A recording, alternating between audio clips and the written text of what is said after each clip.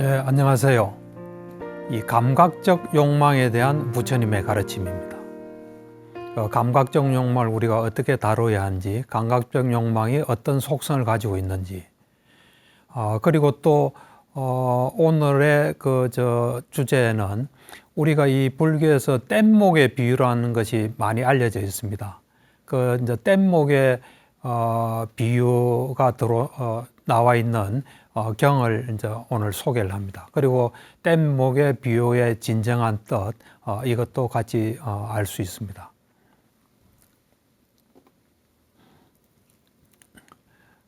오늘 소개할 경전은 마지마 니까에 있는 뱀의 비유경입니다. 이 경 하나를 가지고 이 시간을 이야기를 할 텐데요.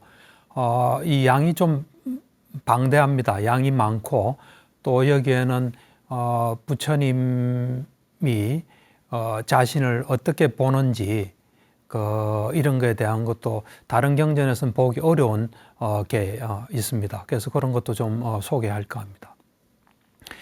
우선 이 경은 그 당시에 아리타라는 비유가 있었습니다. 전직이 독수리 사냥꾼이었던 것 같은데요. 아리타라는 비구가 이런 생각을 했습니다. 내가 세존께서 설하신 법을 알기로는 장애가 되는 법, 그걸 하면 장애가 된다 하는 장애가 되는 법들이라고 설하신 것을 해도 아무런 장애가 되지 않는다 하고 이제 이 사람이 생각을 하고 또 말을 했던 것 같아요. 그러니까 이제 많은 비구들이 이제 그것을 들었습니다. 요때 장애가 되는 법을 해도 아무 문제가 없다는데, 이 장애가 되는 법은 주석서에는 성관계를 해도 문제가 안 된다고 이제 이 생각한 겁니다.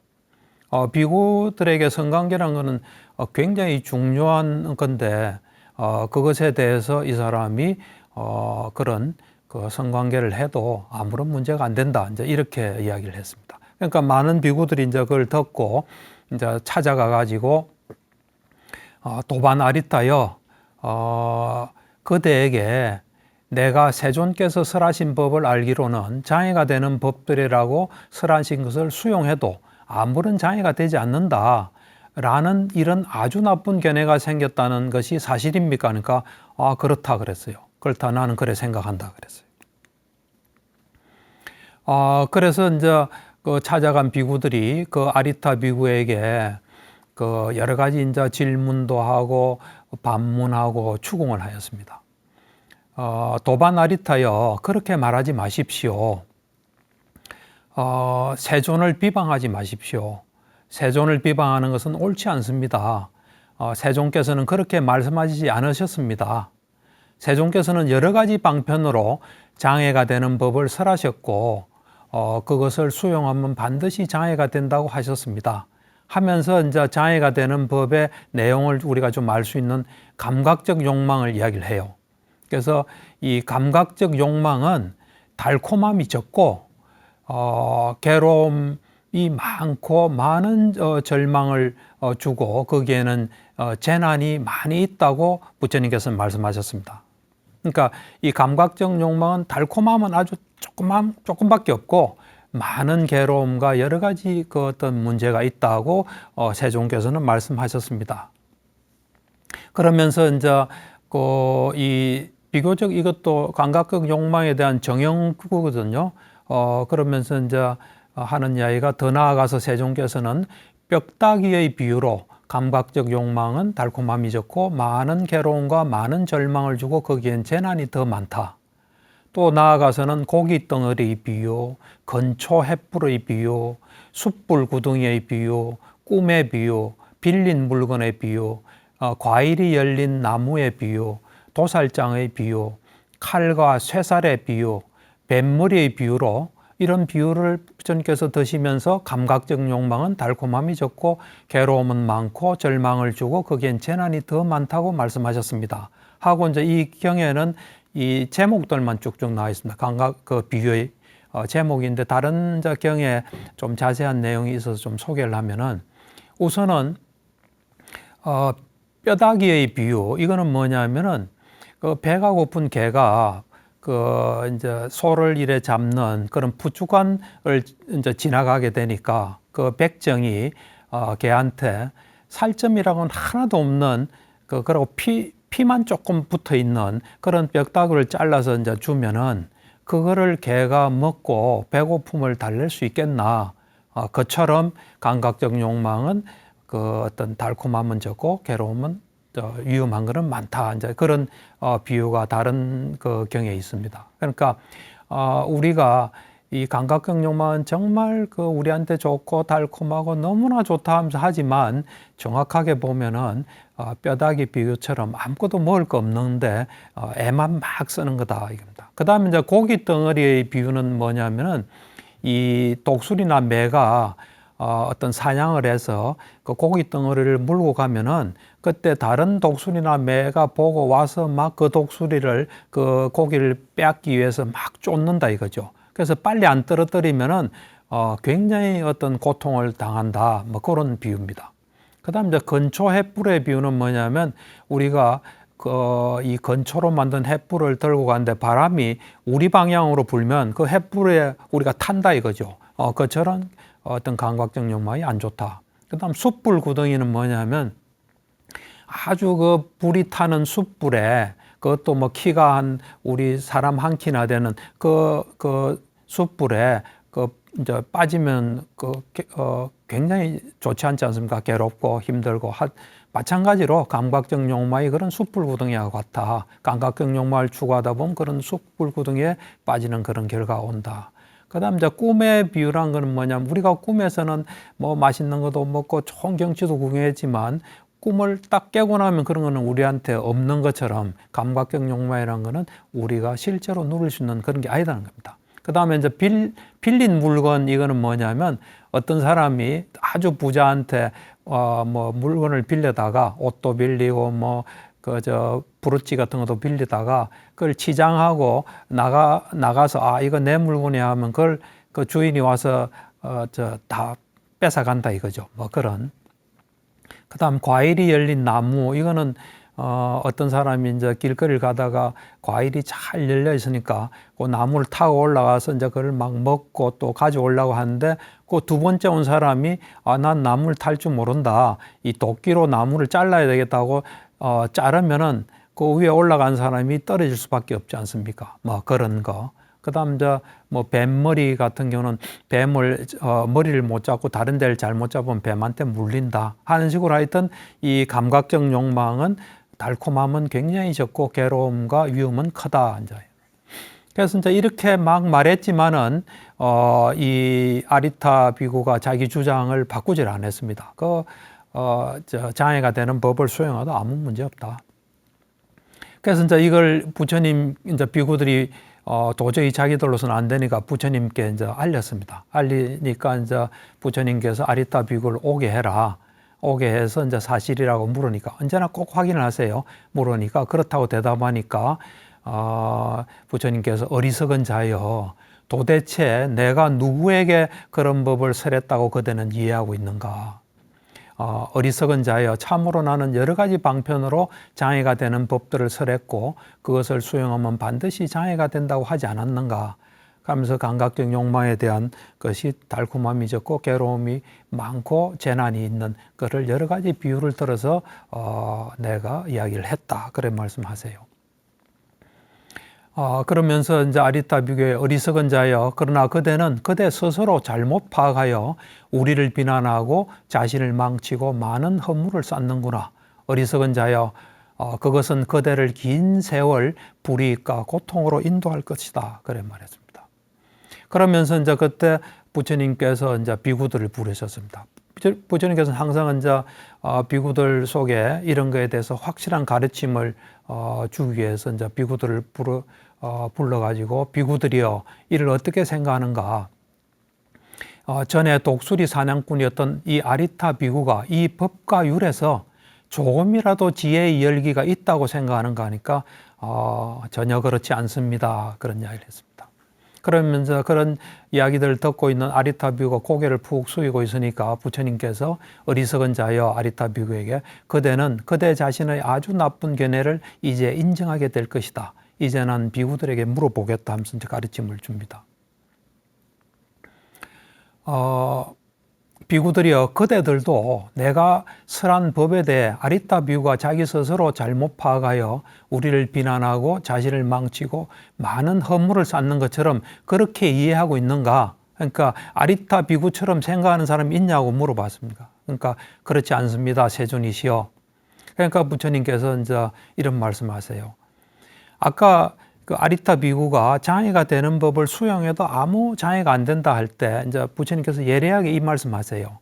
비구들이여, 참으로 그런 어떤 장애가 되는 법을 이제 수용하는 그 사람이 그가 감각적 욕망이 없이 그런 일을 하겠나? 또 감각적 욕망의 인식 없이 또는 감각적 욕망에 대한 일으킨 생각 없이 그런 감각적 욕망에 탐닉할 것이다라는 것은 근거가 없다. 그러니까 감각적 욕망을 일으켜야 그런 행위를 하게 되는 거지, 또 그런 생각이나 그런 여러 가지가 있어서 하는 거지, 그런 거 없이 할 수 없다는 겁니다. 그래서 감각적 욕망이 일어나면 그것의 대가는 있다는 겁니다. 그러니까 예를 들어서 어떤 여자랑 성관계를 할 때 신체적으로 그 어떤 그 변화가 와야 되지 않습니까? 성관계 할 수 있는. 그거는 감각적 욕망 없이는 되지 않는다는 겁니다. 뭐 제도하기 위해서 한다. 제도하기 위해서 한다 하지만 거기에는 어떤 흥분되고 자극되는 게 있으니까 신체적인 변화를 동반한다는 겁니다. 그 말씀이 그런 겁니다. 그래서 감각적 욕망에 대한 게 있기 때문에 문제가 된다는 겁니다. 그래서 이제 부처님께서 비구들이여, 여기 어떤 미혹한 자들이 이제 뭐 경이나 응송, 수기 뭐 이래 쭉 해서 구분교라 그럽니다. 부처님 가르침의 9가지 형태인데 이와 같은 법을 배우지만 그 법을 배워 통찰지로 그 법의 뜻을 자세히 살펴보지 않는다. 그러니까 법은 배우지만 그거를 어떤 지혜로서 잘 살펴보지 않는다는 겁니다. 그래서 그 법을 그 지혜로서 잘 살펴보지 않을 때 그들에게 그 법은 확립되지 않는다. 그들은 오직 다른 이들을 논박하고 논쟁에서 이기기 위해 법을 배우므로 법을 배우는 그 궁극의 의미를 체득하지 못한다. 그들이 잘못 파악한 그 법들은 그들을 긴 세월 불이익과 고통으로 인도할 것이다. 그것은 무슨 까닭인가? 법을 잘못 파악했기 때문이다. 법을 잘못 파악하게 되면 오랜 세월할 불이익이 있다는 거, 고통이 있고. 그러니까 지혜로서 그걸 살피지 않고 누구랑 논쟁하고 이기기 위해서 할 때는 큰 문제가 있다는 겁니다. 그 예를 어떻게 드시냐면 땅꾼이 뱀을 잡을 때 그 뱀의 몸통이나 꼬리를 잡으면 그 뱀이 돌아서서 고개를 돌려서 이래 물 수 있다는 겁니다. 그건 왜 그러냐면은 그래 물리게 되면 엄청난 고통과 죽음이 있다는데 그거는 뱀을 잘못 잡았기 때문이라는 겁니다. 비유를 그렇게 하십니다. 그처럼 잘못 지혜로서 이해하지 못하면 그와 같은 결과가 온다는 겁니다. 법을 잘못 파악했기 때문에. 그런데 그런 부처님의 그 가르침, 그 9가지 경어로 된 거, 뭐 개송 여러 가지 9개가 있습니다. 그 법을 배워서 지혜로서 그걸 잘 살펴보고 그 지혜로서 잘 살피게 되면 그 법이 그 비구에게 확립되면 그 사람들은 오직 다른 이들을 논박하고 논쟁에서 이기기 위해서 법을 배우지 않으므로 그 법을 배우는 그 궁극의 의미를 체득한다는 겁니다. 그렇게 되면 긴 세월 이익과 행복으로 인도합니다. 그거는 법을 잘 파악했기 때문입니다. 마찬가지로 땅꾼이 뱀을 잡을 때도 머리를 어떻게 탁 먼저 제압하면은 문제가 안 생깁니다. 그거는 뱀을 잘 잡았기 때문입니다. 마찬가지로 법도 지혜로서 잘 파악하면 그렇게 됩니다. 그러므로 그대들이 내 가르침의 뜻을 잘 이해하거든 그대로 잘 가지고 있으라. 그러나 내 가르침의 뜻을 이해하지 못하거든 나에게 다시 묻거나 부처님에게 다시 묻거나 현명한 비구들에게 물어보아라 이렇게 말씀을 하세요. 그러니까 법을 잘 이해하도록 노력해라는 겁니다. 그래서 이해해라는 겁니다. 그러면서 이제 그 유명한 뗏목의 비유를 말씀하세요. 비구들이여 그대들에게 뗏목에 비유하여 법을 설하리라. 뗏목은 건너기 위함이지 옮겨지기 위함이 아니다. 그런 말씀하시면서 이제 예를 들어 어떤 사람이 길을 가다가 이제 큰 강을 이제 만났습니다. 그 강을 만났는데 이 사람이 있는 언덕은 되게 위험하고 좋지 않은 이제 두려운 거지만 그 강을 건너서 가면 저쪽 언덕은 두렵지 않고 안온한 곳입니다. 그래서 내가 저기를 건너야 되겠다. 그렇지만 뭐 배도 없고 다리도 없으니까 이제 뭐 풀이나 나뭇잎, 나무 가지 이런 걸 모아서 뗏목을 만들어서 가야 되겠다. 해서 뗏목을 만들어서 이제 손과 발로 막 노력해서 이제 언덕으로 건너가게 됩니다. 그래가지고 이제 건너가서 이제 이렇게 생각을 할 수 있습니다. 이 뗏목은 나에게 많은 걸 해주었다. 이 뗏목에 의지하여 손과 발로 노력하여 안전하게 저 언덕으로 건너왔다. 참으로 나는 이 뗏목을 머리에 이거나 어깨에 메고 내가 갈 곳으로 가야 되겠다. 이제 이게 너무 나한테 큰일을 해줬으니까.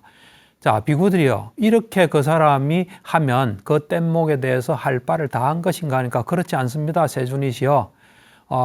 그러면 어떻게 해야 할 바를 다 하는가 하면서 부처님께서 이 뗏목은 나에게 많은 것을 해주었다. 이 뗏목에 의지하여 내가 노력해서 저 언덕으로 건너갔다. 참으로 나는 이 뗏목을 땅에 내려놓거나 물에 띄워놓고 내가 갈 곳으로 가리라.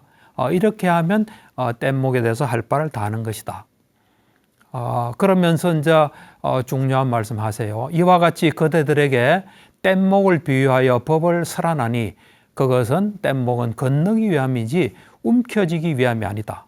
뗏목에 비유하여 그들에게 설한 법을 이해하는 자들은 그 법들도 버려야 하거늘 하물며 법이 아닌 것들이야 말해서 못하리. 그러니까 우리가 이제 뗏목에 비유하면 버리는 데 초점을 두는데 제대로 된 것도 버려야 되는데 제대로 안 된 것은 완전히 버려야 된다는 겁니다.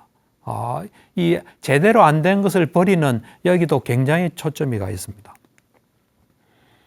그러면서 이제 부처님께서 가르침을 줍니다. 비구들이여 6가지 견해의 토대가 있다. 그러니까 6가지 견해가 있다는 겁니다. 이제 여기 배우지 못한 범부는 성자들을 친견하지도 않고 성스러운 법에 능숙하지도 못하고 성스러운 법에 인도되지 못하고 바른 사람들을 친견하지 못하고 성스러운 법에 능숙하지 못하고 성스러운 법에 인도되지 않아서 우리를 이루고 있는 오온 있죠. 물질, 느낌, 인식, 행식 이 우리를 이루고 있는 것을 두고 이것은 내 것이다. 이것은 나다. 이것은 나의 자아다라고 여기는 겁니다. 물질, 느낌, 인식, 행까지입니다. 요 4가지. 그 다음에 이제 식에 대한 거는 우리가 식으로서 안식 같은 뭘 보고 어떤 걸 알지 않습니까? 그렇듯이 이식 같은 듣고 그 안식, 이식 또 의식 다 작용해서 알게 되는데 그런 식의 작용을 보고 듣고 생각하고 알고 얻고 탐구하고 마음으로 고찰한 것을 두고 그러니까 이게 식작용입니다. 이걸 두고 이것은 내 것이다. 이것은 나다. 이것은 나의 자아다. 요까지 이제 오온에 대해서 나라고 이제 생각하는 겁니다. 그 다음 나머지 6번째가 뭐냐면 이것은 세계요. 이것은 자아다.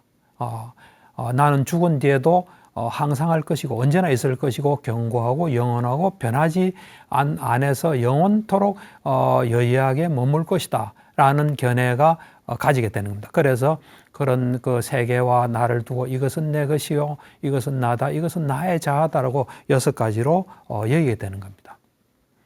이제 요거는 배우지 못한 범부고 이제 성스러운 그 제자들은 열심히 가르침을 듣고 수행하고 자기 거로 만들어서 오온에 대해서 내가 아니다. 또 그 다음에 이 세상에 대해서 또 그런 생각을 하지 않는다는 겁니다. 그런 생각을 하지 않기 때문에 이것은 세상이다, 이건 자다 이런 걸 전혀 없다는 겁니다. 없기 때문에 올바르게 보기 때문에 존재하지 않는 것에 대해서는 번민하지 않는다. 없는 것에 대해서 자기 게 아닌데 뭐 없어도 아무렇지도 않지 않습니까? 이와 같이 관찰하기 때문에 존재하지 않은 것에 대해서 번민하지 않는다. 하니까 이제 어떤 비유가 이렇게 질문을 합니다. 세존이시여 밖으로 존재하지 않는 것에 대해 번민하는 경우가 있습니까? 밖으로 존재하지 않는 것. 그러니까 뭐 어떤 소유물 이런 것들이 없는 겁니다. 뭐 집이 없고 뭐가 없고 그런 거에 대해서 번민하지 않는 경우가 있습니까? 하니까 번민하는 경우가 있습니까? 하니까 부처님께서 비구여 여기 어떤 자에게 이런 생각이 들 것이다. 오, 내게 그것이 있은데 더 이상 내게 없다. 내가 그것을 가지면 얼마나 좋을까? 그러나 나는 얻지 못하는구나 하고 근심하고 상심하고 슬퍼하고 가슴을 치고 울부짖고 광난한다. 이렇게 하면은 밖으로 존재하지 않는 것에 대해서 연민하는 거다. 자기가 가지지 않은 것에 대해서, 소유물에 대해서. 그러니까 이 비유가 또 질문합니다.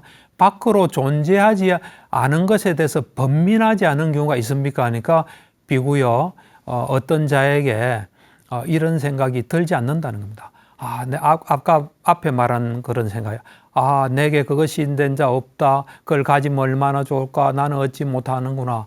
하고 그렇게 하면서 근심하지 않는다는 겁니다. 또 상심도 안 하고 슬프도 안 하고 가슴을 치지도 않고 울부짖지 않고 광난하지 않는다는 겁니다. 이와 같이 밖으로 존재하지 않은 것에 대해서 안달하지 않는 겁니다. 그러니까 이 비유가 또 세존이시여 안으로 존재하지 않은 것에 대해 번민하는 경우가 있습니까? 하니까 그렇다. 그런 경우도 있다. 그러면서 비구여 여기 어떤 자에게 이것이 세계요. 이것이 자아다. 나는 죽은 뒤에도 항상할 것이고 견고하고 영원하고 변하지 않고 영원히 여여하게 머물 것이다. 라는 견해를 이제 가지고 있습니다. 그런데 그런 견해를 가진 사람이 열애나 열애의 제자가 법을 설하는 걸 이제 듣습니다. 어떤 법이냐면 모든 견해의 토대나 결심, 편견, 고집, 잠재 성향들을 건절시키고 모든 형성된 것을 가라앉히고 모든 재생의 근거를 놓아버리고 가래를 멸진하고 탐욕을 빗바래고 소멸하고 열반을 정득하기 위해 열애나 열애의 제자가 법을 설하는 걸 딱 듣습니다. 듣고 난 뒤에는 이런 생각이 듭니다. 나는 단멸해버리겠구나. 참으로 나는 파멸해버리겠구나. 참으로 난 더 이상 존재하지 않게 되겠구나. 라고 그는 이제 근심하고 슬퍼하게 됩니다. 이와 같이 안으로 존재하지 않는, 자기가 앞으로 없어지는 것에 대해서 존재하지 않는 것, 없어지는 것에 대해서 번민한다는 겁니다. 그러니까 또 질문합니다. 세존이시여 안으로 존재하지 않은 것에 대해 번민하지 않은 경우가 있습니까? 하니까 그렇다.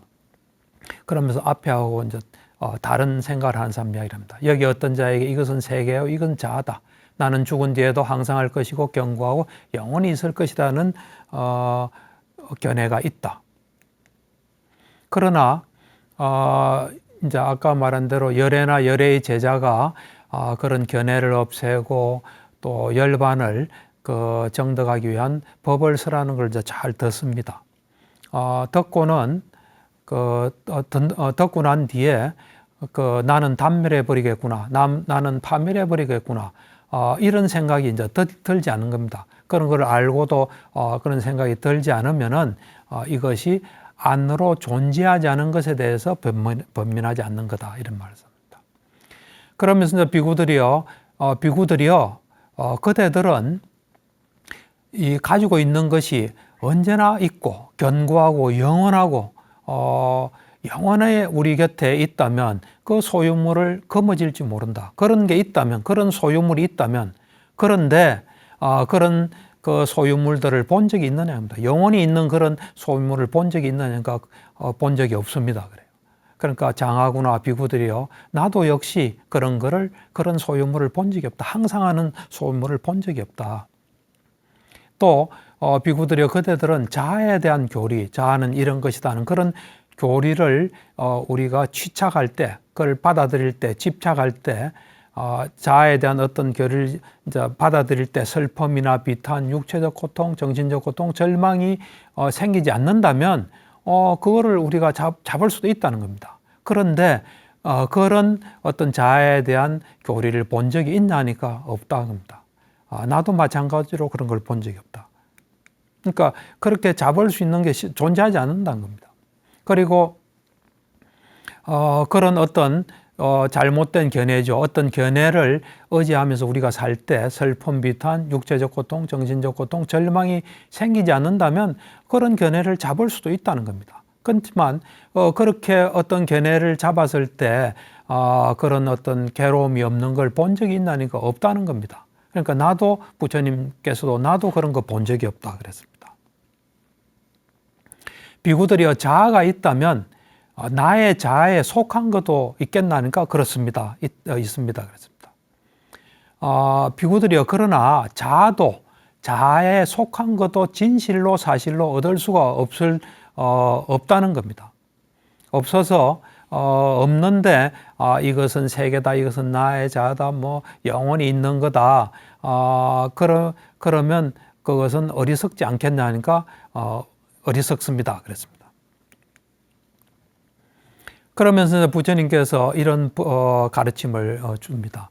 오온에 대한 거죠. 우리를 이루는 몸, 또 정신적인 거, 물질, 느낌, 인식, 행식, 오온, 색수상 행식은 항상한가 무상한가 하니까 무상합니다. 세존이시여. 그러니까 이건 정형구입니다. 무상한 것은 괴로움인가 즐거움인가? 괴로움입니다. 세존이시여. 그러니까 부처님께서 무상하고 괴로움이고 변하기 마련인 것을 두고 이것은 내 것이다. 이것은 나다. 이것은 나의 자아다라고 보는 것이 타당한가 하니까 그렇지 않습니다. 그래요. 비구들이여 그러므로 이 색수상 행식 이것을 그 어떤 것이든 그러니까 11가지로 과거 뭐 미래 현재 쪽에 11가지 그것을 있는 그대로 이것은 내 것이 아니다. 이것은 내가 아니다. 이것은 나의 자아가 아니다라고 있는 그대로 바른 지혜로서 보아야 한다. 이렇게 바르게 보면은 성스러운 제자는 오온에 대해서 혐오하게 된다. 그걸 싫어하게 된다는 겁니다. 그러니까 혐오를 하게 되면 탐욕이 빗바래고 탐욕이 빗바래니까 해탈하고 해탈하면 해탈했다는 지혜가 생긴다. 그 지혜는 뭐냐면 태어나면 다 했다 이제. 청정범행은 성취되었다. 할 일을 다해 마쳤다. 다시는 어떤 존재로도 돌아오지 않을 것이라고 알게 된다. 근데 비구들이요 이렇게 내가 설하고 이렇게 가르치고 이렇게 선언하는 나를 두고 어떤 사문 바라문들은 근거 없이 헛되이 거짓으로 사실과는 다르게 비난한다. 사문고따마는 중생을 망하게 하고 또 엄연히 존재하고 있는 중생에 대해서 단멸과 파멸과 허물을 선언한다. 라고 나는 그렇게 하지도 않고 그렇게 설하지 않는다. 비구들이 예나 지금이나 나는 괴로움을 천명하고 그 괴로움의 소멸을 천명한다. 그런데 만일 이것에 대해서 다른 이들이 열애를 헐뜯고 비난하고 비방하더라도 열애는 성가셔하거나 낙담하거나 마음으로 싫어하지 않는다. 그러니까 그렇게 비난해도 그것에 영향을 안 받는다는 겁니다. 싫어 안 한다는 겁니다. 마음도 싫어하고 낙담하지 않는다는 겁니다. 만일 이것에 대해서 내가 올바르게 이 괴로움의 소멸에 대해서 이야기하는 것에 대해서 다른 이들이 열애를 존경하고 존중하고 공경하고 숭배하더라도 열애는 기뻐하지 않고 즐거워하지 않고 마음으로 덕이 만만하지 않는다는 겁니다. 그것에 대해서 마음에 흔들림이 없다는 겁니다. 그래서 그 다음 말이 저는 참 인상적이었습니다. 이건 다른 데서 좀 보기 어려운 겁니다. 만일 이것에 대해서 다른 이들이 열애를 존경하고 존중하고 공경하고 숭배하면 열애는 어떻게 마음을 이제 가지시냐면 생각하시냐면 단지 전에 철저히 그러니까 단지 전에 내가 이제 깨달음을 이루고 부처가 돼서 철저히 이 오온을 두고 그러니까 여기에는 나 이런 게 없는 겁니다. 전에 내가 열심히 노력해서 색수상 행시 그거로서 철저히 그 오온을 두고 그것에 대해서 그 사람들이 존경을 표하는 것이다 하고 여길 뿐이란 겁니다. 그러니까 열애를 막 존중하고 이럴 때 내가 노력해서 깨달음을 얻고 철저히 이 오온, 색수상 행시에 대해서 저 사람들이 존경을 표하는 것이다. 이렇게 생각한다는 겁니다. 그러므로 만일 다른 이들이 그대들을 헐뜯고 비난하고 비방하더라도 그대들은 화를 내거나 낙담하거나 마음으로 싫어하지 마라. 그러므로 만일 다른 이들이 그리고 다른 이들이 그대들을 존경하고 존중하고 공경하고 숭배하더라도 그들은 기뻐하지 말고 즐거워하지 말고 마음으로 덕이만만하지 마라. 그러므로 만일 이것에 대해서 다른 이들이 그대를 존경하고 존중하고 공경하고 숭배하면 그대들도 단지 전에 내가 철저히 한 오온에 대해서 그 사람들이 존경을 표하구나 하고 여기라 그랬습니다. 이 표현은 다른 데서는 좀 보기가 어렵습니다. 직접적으로 그럴 때 이 오온이 그런 걸 봤구나 하는 거지, 오온은 이미 내가 아닌 겁니다. 내 것도 아니고. 네, 그런 것이 이경에 나와 있습니다. 그러면서 이제 부처님께서 비구들이여 그러므로 그대들의 것이 아닌 것을 버려라. 오온은 그대들이 아니라는 겁니다. 그대들이 그것을 버리면 오랜 세월 이익과 행복이 있을 것이다. 색수상의 행식은 그대들의 것이 아니다. 버리라는 겁니다. 그러면서 되게 재밌는 말씀을 하세요. 이 제따숲에서 이 겁고독 겁고독 장자가 보시한 그 제따와나 있죠. 그 있는 제따숲에서 어떤 사람이 풀이나 나무 토막이나 나뭇가지나 가지나 나뭇잎을 가져가거나 태우거나 그것으로 그 사람들이 하고 싶은 걸 할 때 그대들은 이 사람이 우리를 가져간다, 태운다, 우리를 가져가서 마음대로 한다 하는 생각을 하나 하니까 그렇지 않습니다. 세존이시여, 그것들은 우리 자신도 아니고 우리에 속한 것도 아니기 때문입니다. 그런 대답을 해요. 그러니까 비구들이여 그와 같이 그대들의 것이 아닌 것을 버려라는 겁니다. 그러면 오랜 세월 이익과 행복이 있을 것이다. 그러니까 이게 내 것이다. 그냥 오온이 있는 겁니다. 인과의 법칙상.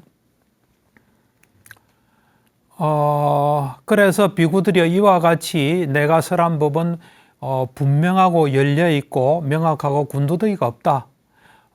이래서 이 법을 열심히 하게 되면 아라한이 된다 그랬습니다.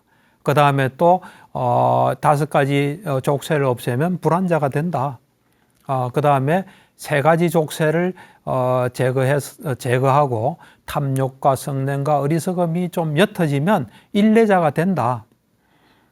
그 다음에 3가지 족쇄를 제거한 비구들은 모두 흐름의 던자라서 악취에 떨어지는 법이 없다. 사악체에 안 태어난다는 겁니다. 그 다음에 또 2가지를 더 말씀하세요. 하나는 뭐냐면 바른 깨달음, 법을 따르고 믿음을 따르는 비구들은 모두 바른 깨달음으로 나아간다. 요거는 이제 법을 따르고 믿음을 따르는 비구들, 요거는 이제 주석서에 보면 앞에 이제 예류자는 예루과를 얻은 사람이고 요거를 예루도를 얻은 사람을 이렇게 표현한답니다. 예루도를 얻은 바로 예루과가 되거든요. 법을 따르고 믿음을 따르는 비구들은 모두 바른 깨달음으로 나아간다는 것은 예루도를 얻었다는 겁니다. 그 다음 마지막으로 내게 믿음이 깊고 나를 좋아하는 그들 모두는 천상으로 향한다.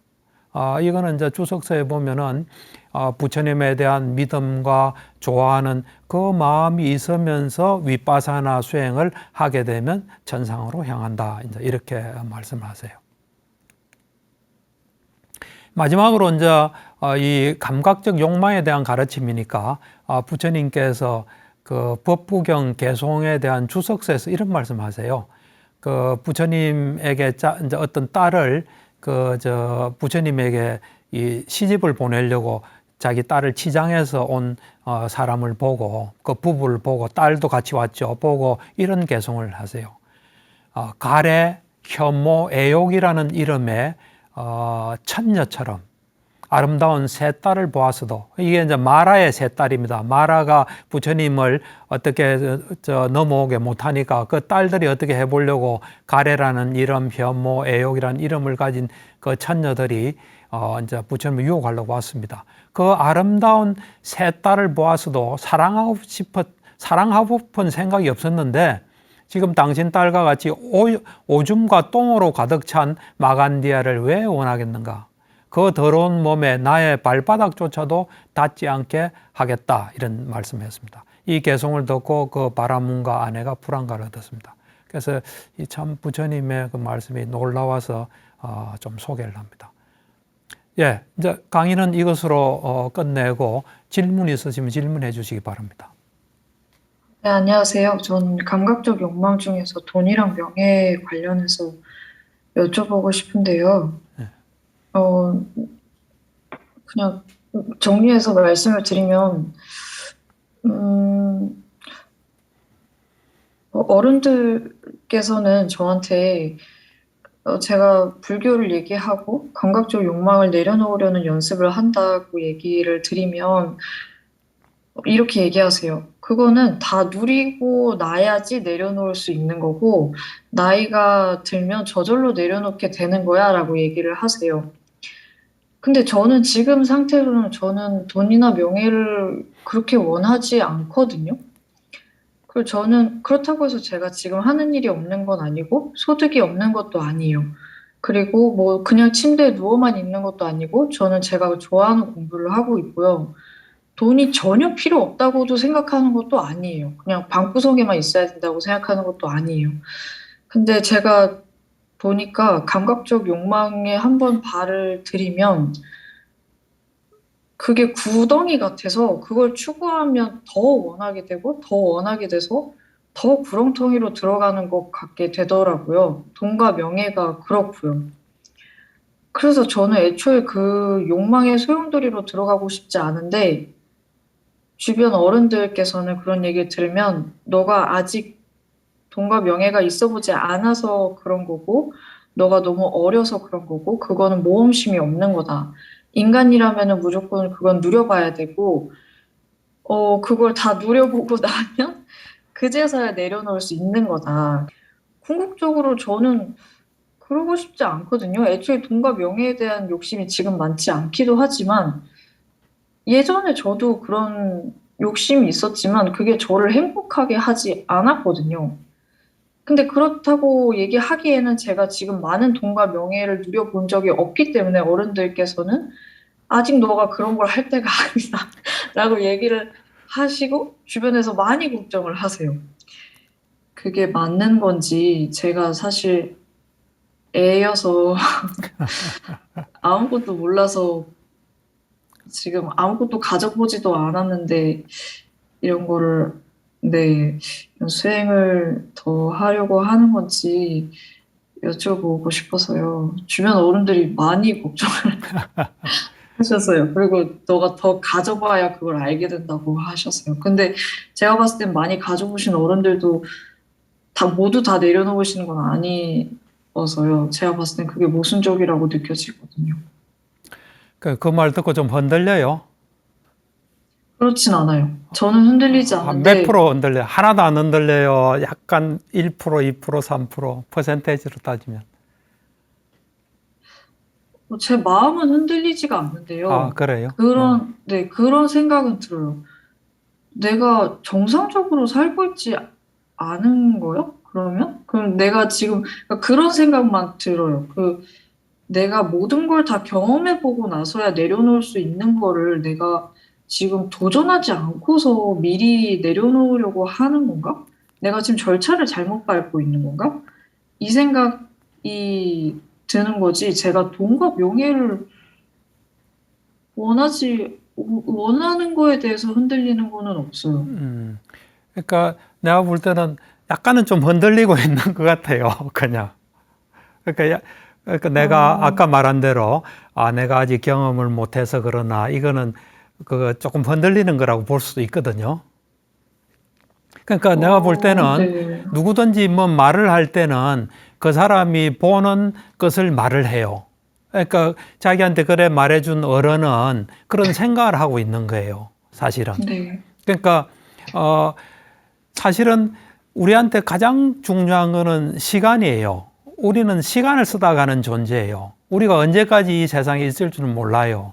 근데 지금 돈과 명예를 위해서 네가 그걸 얻고 누리보고 난 뒤에 그런 판단을 해라는데 돈과 명예를 얻는데 엄청난 시간을 써야 돼요. 네. 예. 쓰고 또 돈과 명예라는 게 아까 자기도 얘기했지만 자꾸 빠지는 게 있기 때문에 자기 합리화가 일어날 수 있어요. 그래서 그 길에서 영원히 못 나올 수도 있어요. 그러니까 네, 지금 네. 자기가 보는 게 정확하게 보는 거예요. 지혜로서 보고 있는 거예요. 어찌 보면 그러면 자기는 그에 사실, 대한 네. 한이나 집착이 없는 거죠. 그럼 사실 이게 저희 부모님이 너무 걱정을 하셔서 제가 지금 다른 어른들이 하시는 말씀은 사실 그렇게 생각하지, 그냥 그렇구나 이렇게 넘어가는데 부모님이 너무 안타까워 근데 하시고 이제 좀 부모님이 슬퍼하세요. 아직은 네. 자기를 볼 때 뭔가 염려되는 점이 있는 거예요. 네, 자기가 그러신가 봐요. 정말로 지혜로워지고 하루하루를 충실히 살고 이러면 쟤처럼 봐도 참 잘 살구나, 돈 없어도 잘 살구나 하고 새로운 어떤 경험이 될 수 있게끔 하면 제일 좋은 거예요. 근데 지금은 자기가 하여튼 뭔가 부모님으로서는 약간 염려하는 부분이 있는 것 같아요. 네, 많이 예, 그러니까 염려하는 부분을 그 돈, 명예 이런 게 아니라 다르게 좀 염려하는 부분이 있을 수도 있거든요. 그런 것들이 없어지면서 쟤는 내 딸이지만 내보다 낫다. 돈 없어도 저렇게 잘 살 수 있고 또 자기 생활을 충실히 하고 이래 할 수 있겠구나 하는 그런 것들이 이제 자기 속에 있으면은 부모님의 생각도 바뀔 수 있어요. 그리고 그럼 나는 제가, 예, 네. 예, 예. 그러면 부모님한테도 시간이 필요한 거죠? 그런 제 어, 생각을 그렇죠. 지금은 뭐 말이 받아들이는. 필요 없죠. 그냥 잘 알겠다 이야기하고, 그 다음에 자기가 자꾸 충실히 하고, 이래 보다 보면은 부모님은, 쟤는 저러다가 나중에 후회할 텐데 하는데, 그게 아니라 점점 더 잘 살아가는 걸 보면서 바뀔 수 있죠. 그러니까 이제 자기가 좀 더 이래 충실하게 지혜도 닦고 자기 몸과 마음도 잘 관리하고 자기 주변도 잘 정리하고 또 뭐 인간관계도 적절하게 하고 뭐 그렇게 되면 바뀔 거예요. 네, 알겠습니다. 예, 예, 예. 예, 오늘 참 그 중요한 주제 감각적 욕망에 대해서 부처님의 가르침을 들어봤습니다. 참 감각적 욕망이란 게 어째 보면 달콤함은 굉장히 순간적이고 작지만 우리가 그거로 인해서 치러야 될 대가는 큰 것입니다. 그걸 좀 깊이 생각하시고 삶에서 좀 적절하게 잘 반영이 됐으면 좋겠습니다. 예, 경청해 주셔서 감사합니다.